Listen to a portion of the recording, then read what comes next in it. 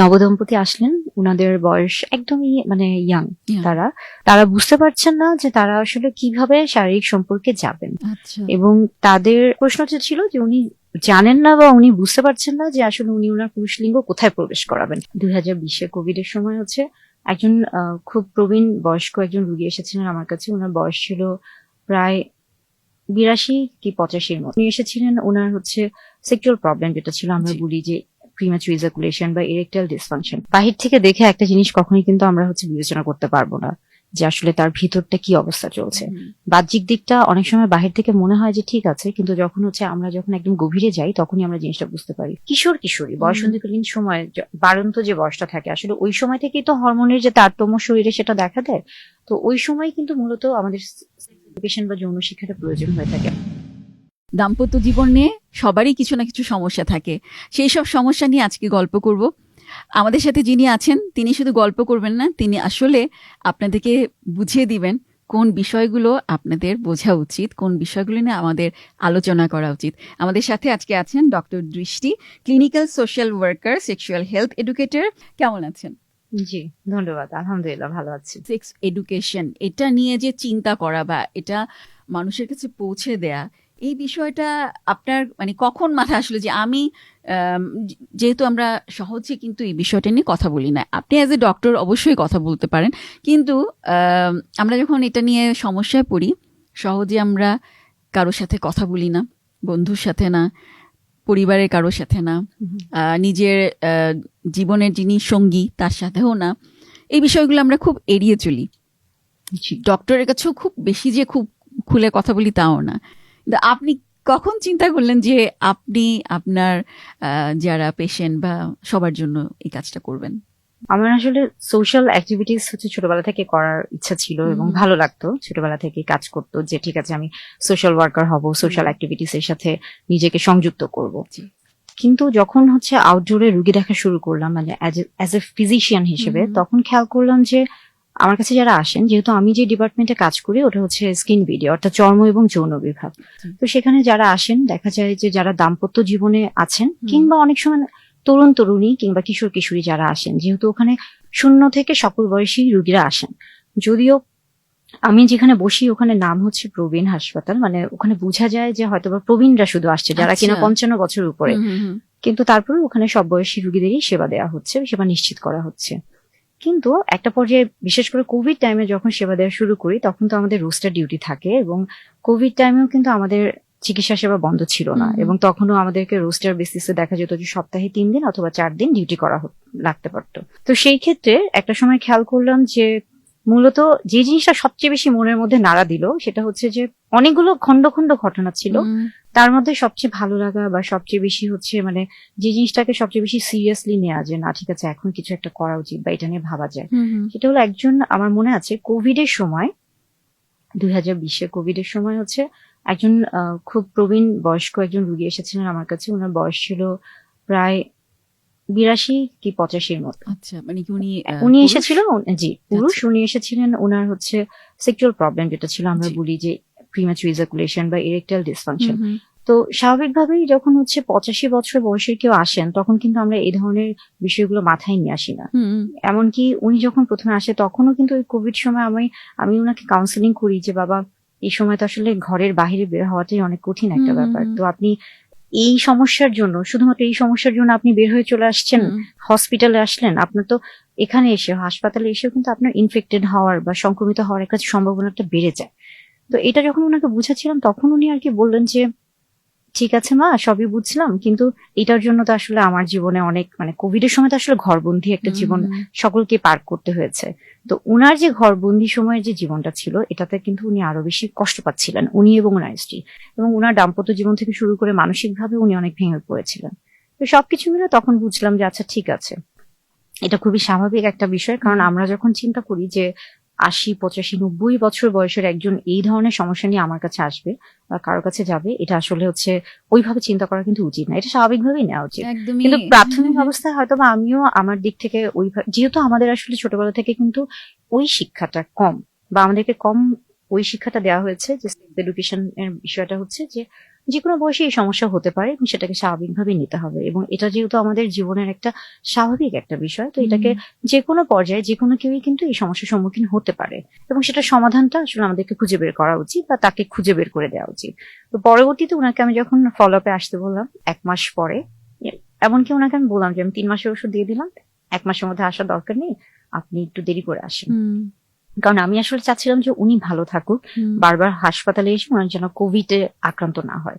আচ্ছা। তো উনি যখন আসলো 1.5-2 মাস পরে, উনি আমার জন্য, ওই সময় আমার মনে আছে উনি আমার জন্য একটা উপহার নিয়ে আসলো, এবং সেই সময় সবচেয়ে বেশি মূল্যবান যে উপহারটা ছিল যে উনি আমার জন্য একটা মাস্ক নিয়ে আসলেন সুতি কাপড়ের কিনে, আচ্ছা, এবং উনি ওটা আমাকে উপহার দিলেন, এবং উনি বললেন যে হচ্ছে মানে উনি খুবই একটা ভালো ফলাফল পেয়েছেন, বা আমি আসলে যে ওনাকে খুব বেশি আহামরি অনেক বেশি কিছু করেছি ওনার জন্য তা না। আমার জায়গা থেকে যেটা করার ছিল, আমি ওনাকে চেষ্টা করেছি কাউন্সিলিং করার, কোন কোন বিষয় ওনার সাথে একটু কথা বলার, যে আসলে কোন কোন বিষয় থেকে তার এই ধরনের সমস্যা মনে হচ্ছে। তো আমার কাছে মানে তাৎক্ষণিক মনে হয়েছে যে উনার আসলে যদি ওনাকে আমি একটু মানসিক একটা হচ্ছে ভালো একটা, যদি আমি বলি যে সাপোর্ট দিতে পারি, কিংবা উনার যে বিষয়গুলো আছে ওগুলো সব একটু সময় দিয়ে শুনে যদি ওনাকে একটা সময় দিতে পারি, সমাধান দিতে পারি, তাহলে হয়তো ওনার জন্য ভালো হবে। তো যখন আমি জিনিসগুলো আস্তে আস্তে কোরিলেট করার চেষ্টা করি, তখন বুঝলাম যে না, প্রত্যেকটা জিনিস আসলে মানুষের যৌন স্বাস্থ্য সম্পর্কিত যে বিষয়গুলো থাকে, এখানে কিন্তু মানসিক যে স্বাস্থ্যটা, এটা আমরা জানি যে অনেক বেশি গুরুত্বপূর্ণ, কিন্তু আমরা জেনেও অনেক সময় হচ্ছে সেখানে গুরুত্ব দিই না, এবং সেখান থেকেই আস্তে আস্তে চিন্তা করা যে আচ্ছা ঠিক আছে, যে কোভিড এর এই জিনিসটা আসলে আমি ভুলতে পারি না, যে উনার কাছ থেকে ওই উপহারটা পাওয়া, ওই সময় একটা মাস্ক, ওই সময় কিন্তু খুবই গুরুত্বপূর্ণ ছিল আমাদের কাছে একটা মাস্ক, এবং ওই বয়সের একজন মানুষ ওই সময় আমার কাছে এমন একটা সমস্যা নিয়ে আসা। তো আস্তে আস্তে তারপরে মনে হলো যে না, কাজ করা যায়, এবং প্রতিনিয়তই তো আসলে দাম্পত্য জীবনে অনেক সমস্যা নিয়ে অনেক রোগী আসছেন, কিন্তু এই ঘটনাটা আসলে উল্লেখযোগ্য, মনে রাখার মতো। ভীষণ একদমই অন্যরকম একটা ঘটনা বললেন। আহ, আসলে এই বিষয়টা এত ভাস্ট, মানে আমি কোন দিক থেকে শুরু করে কোন দিকে যাব বুঝতে পারছি না। কারণ আমার মনে হয় যে দাম্পত্য জীবনে যে সমস্যাগুলো আসুক না কেন, ঘুরে ফিরে আমার কাছে মনে হয় একটা কেন্দ্রবিন্দু ওটা, যেখান থেকে অন্যগুলো ডালপালা মেলে দেয়। হ্যাঁ, তা অবশ্যই। ধরেন যখন আমি যেটা প্রথমেই বলছিলাম ইন্ট্রোডাকশনে, যে আমরা যখন বিয়ে করতে চাই, বিশেষ করে আমাদের দাম্পত্য জীবন শুরু করার আগে, সেটা বাবা মা হোক, আত্মীয় স্বজন হোক, কিংবা আমরা নিজেরাও যদি সিলেক্ট করি, মানে যারাই আমরা করি না কেন, আমরা অন্য সব বিষয়গুলো খুব খেয়াল করি, কিন্তু এই বিশেষ বিষয়টি যেটা নিয়ে আসলে তারা জীবন কাটাবে, হ্যাঁ তাই না, এড়িয়ে চলি, লজ্জা পাই, সেই বিষয়টা নিয়ে কিন্তু আমরা কখনো চিন্তাই করি না। যেমন সেখানে তার শারীরিক সমস্যা থাকতে পারে যে কারো, এবং তাদের মধ্যে মিসম্যাচ হতে পারে। তো আমার কাছে, আপনার কাছে প্রশ্ন হচ্ছে যে এই যে আমাদের দাম্পত্য জীবনে সমস্যাগুলো শুরু হয়, যেমন আমরা অনেক সময় ভাবি না যে দুজন হাজবেন্ড ওয়াইফ দেখতে খুব সুন্দর, কাপলটা কি সুন্দর, সুন্দর মানে কি তাদের মধ্যে যে দাম্পত্য জীবন সেটা খুব সুন্দর হবে? না, সবসময় তো না। স্বাভাবিক, এটি স্বাভাবিক। বাহির থেকে দেখে একটা জিনিস কখনোই কিন্তু আমরা হচ্ছে বিবেচনা করতে পারবো না যে আসলে তার ভিতরটা কি অবস্থা চলছে। বাহ্যিক দিকটা অনেক সময় বাহির থেকে মনে হয় যে ঠিক আছে, কিন্তু যখন হচ্ছে আমরা যখন একদম গভীরে যাই, তখনই আমরা জিনিসটা বুঝতে পারি। কারণ আমার যেহেতু বহির্বিভাগে আমি রুগী দেখি, তো ওখানে দেখা যায় যে অনেক মানে যারা আছে, যে অনেক বিবাহিত দম্পতি আমার কাছে আসেন, যারা হয়তোবা অনেক দিন ধরে বিবাহিত জীবন পার করছেন। গল্প যদি শেয়ার করেন খুব ভালো হয়, আমরা বুঝতে পারবো। আচ্ছা, নবদম্পতি আসলেন, উনাদের বয়স একদমই মানে ইয়াং। তারা ছেলেটার মানে পুরুষ যিনি ছিলেন স্বামী, তার বয়স ছিলেন 21 কি 22, এবং স্ত্রী 19 হবেন আমার ধারণা আর কি। তো ওনারা আমার কাছে আসলেন, ওনাদের বিয়ের প্রায় 1 মাসের মতো হয়ে গেছে, কিন্তু ওনারা বলছেন যে ওনাদের মধ্যে কোনো শারীরিক সম্পর্ক বা মেলামেশা তাদের মধ্যে হয়নি, এবং এটার কারণ হচ্ছে যে তারা বুঝতে পারছেন না যে তারা আসলে কিভাবে শারীরিক সম্পর্কে যাবেন। এবং তাদের একটা জিনিস আরো মানে, এটা আসলে আমি জানি না প্রশ্নটা হচ্ছে দর্শক কিভাবে নেবেন, কিন্তু যেহেতু আমার কাছে এমন প্রশ্ন সেই রুগী করেছিলেন, তখন আমিও ফার্স্টে মানে আমি প্রথমে চিন্তা করলাম যে আসলে এটার উত্তরটা আমি তাকে কিভাবে বুঝাবো। ওনার প্রশ্নটা ছিল যে উনি জানেন না বা উনি বুঝতে পারছেন না যে আসলে উনি ওনার পুরুষ লিঙ্গ কোথায় প্রবেশ করাবেন, যোনিপথ এবং হচ্ছে আমরা যে বলি যে মূত্র নালী বা হচ্ছে যেদিক থেকে আমাদের ইয়াটা বের হচ্ছে, ইউরিনটা যে বের হচ্ছে, বা উনি আসলে একদম সহজ কথায় যে উনি যোনিপথ বা ভ্যাজাইনার যে সেই ক্যানেলটা উনি বুঝতে পারছিলেন না, জানেই না, মানে ওই বিষয়টা তো আসলে ভয়ঙ্কর। অ্যানাল ক্যানেল বা ভ্যাজাইনাল ক্যানেল বা ইউরেথ্রাল অরিফিস, এই জিনিসগুলো যদি কেউ না বুঝে, এই বিষয়গুলো সম্পর্কে যদি না জানা থাকে যে কোনটার কাজ কি, হ্যাঁ, তাহলে কিন্তু সেই ক্ষেত্রে সমস্যা, এবং যার কারণে তারা 1 মাসের বেশি সময় হয়ে যাওয়ার পরেও কিন্তু তারা কিন্তু শারীরিক সম্পর্কে যেতে পারেননি। তো তখন আমি তাকে আমাদের যেটা বলা হয় মেডিকেলের ভাষায় অ্যানাটমিক্যাল পজিশন বা শারীরিক অবকাঠামো সম্পর্কে যে ধারণাটা, যে আসলে শরীরের কোন অঙ্গটা কোথায় আছে, কেন আছে, বা সেখানে উপকারিতা কি, বা কি করলে সেখানে হচ্ছে সমস্যা হতে পারে। তো আমি তখন তাকে সেই জিনিসটা বুঝিয়ে দেওয়ার চেষ্টা করলাম, এবং পরবর্তীতে তারা হচ্ছে যখন ফলো আপে আসলেন তখন এই জিনিসটা তাদের কাছে খুবই সহজ হয়ে গেল। কিন্তু আমার কাছে কষ্ট লাগা বা আমার কাছে তখনও খুবই অবাক লেগেছে, মানে তখনও কিন্তু আমি আমার সেক্স উইথ ডক্টর দৃষ্টি চ্যানেলটা নিয়ে কাজ করা শুরু করিনি।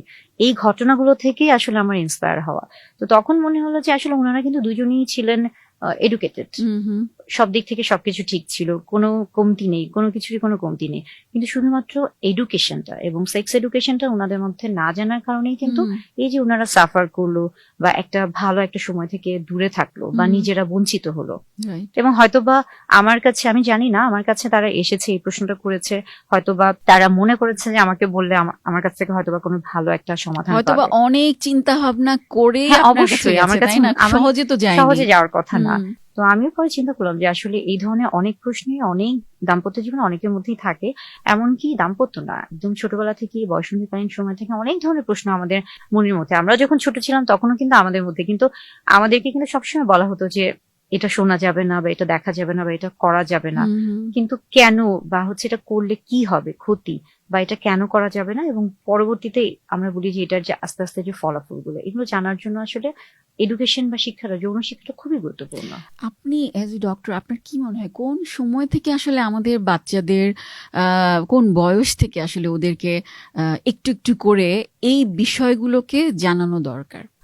যৌন শিক্ষার ক্ষেত্রে যদি বলি বা সেক্স এডুকেশন, এটা তো আসলে হচ্ছে বিশ্বব্যাপী একটা, কিন্তু আমরা বলবো যে একটা ক্রাইসিস, অথবা হচ্ছে এই এডুকেশনটা এখনো একটা ট্যাবু হিসেবে কাজ করছে। একদম। যদিও আমরা বলি যে আমরা যদি ফার্স্ট ওয়ার্ল্ড কান্ট্রি হিসেবে ধরি, সবচেয়ে উন্নত, আমরা আমেরিকার কথা আসতে পারি। তো সেখানেও কিন্তু একটা গবেষণা করা হয়েছিল, এবং সেখানে দেখা গেছে যে কিশোর কিশোরী বয়সন্ধিকালীন সময় বাড়ন্ত যে বয়সটা থাকে, আসলে ওই সময় থেকেই তো হরমোনের যে তারতম্য শরীরে সেটা দেখা দেয়। তো ওই সময় কিন্তু মূলত আমাদের এডুকেশন বা যৌন শিক্ষাটা প্রয়োজন হয়ে থাকে। অর্থাৎ সেটা বলতে হবে যে বয়স উপযোগী যে যৌন শিক্ষাটা রয়েছে সেটা দিতে হবে। তো আমেরিকায় যে গবেষণা করা হয় সেখানে দেখা যায় যে সেখানে বয়সন্ধিকালীন সময়ে যে যে কিশোর কিশোরীরা ছিলেন তারা কিন্তু তাদের মধ্যে 75% তারা যৌন শিক্ষা বা এডুকেশন সম্পর্কে যে ধারণাগুলো নিয়েছিলেন সেগুলো হচ্ছে 75% ছিল তাদের বন্ধু বান্ধবের কাছ থেকে কিংবা বিভিন্ন মিডিয়ার মাধ্যমে। শুধুমাত্র 10% ছিল বাবা মা, এবং কিছু ছিল তাদের দেশ যেহেতু উন্নত, তারা বেশ কিছু কোর্স ওখানে হচ্ছে কারিকুলামের মধ্যে দিয়েছিলেন, বা আলাদা পার্সোনাল কিছু কোর্স সেগুলোর মাধ্যমে। তো এটা চিন্তা করেন যে একটা হচ্ছে এত উন্নত বিশ্ব বা উন্নত দেশ, সেখানেও এই অবস্থা। আমাদের দেশে এখন পর্যন্ত এরকম যেটা আমরা যদি বলি যে তথ্য, সঠিক তথ্য একদম এত বড় আকারে, এটা কিন্তু এখন পর্যন্ত আমাদের দেশে নেই। হয়তো বা ভবিষ্যতে আসবে, কিংবা যেটা আছে সেটা খুবই ক্ষুদ্র পরিসরে, যার কারণে আমরা কিন্তু যখনই কোনো রেফারেন্স দিই আমরা কিন্তু সবসময় হচ্ছে বহির্বিশ্বের সাথে তুলনা করে থাকি, যে বহির্বিশ্বে এটা হয়েছে, আমরা ওটাকেই কিন্তু হচ্ছে ফিক্সড বা আইডিয়াল হিসেবে ধরে নিই। তো সেই জন্যই আসলে আপনি এডুকেশনটা অবশ্যই গুরুত্বপূর্ণ, এবং এটা কিন্তু বয়সন্ধিকালীন সময় থেকেই গুরুত্বপূর্ণ। এবং সবসময় বলি যে বয়স উপযোগী এডুকেশন বা যৌন শিক্ষাটা অত্যন্ত গুরুত্বপূর্ণ। তারপরও আরেকটা হচ্ছে যে আপনার দাম্পত্য জীবনে, বা আপনি যখন হচ্ছে পরিণত বয়সে যাচ্ছেন, আমরা যখন অ্যাডাল্ট হয়ে যাচ্ছি, সেই ক্ষেত্রেও কিন্তু এডুকেশনটা একটু অন্যরকম হতে পারে।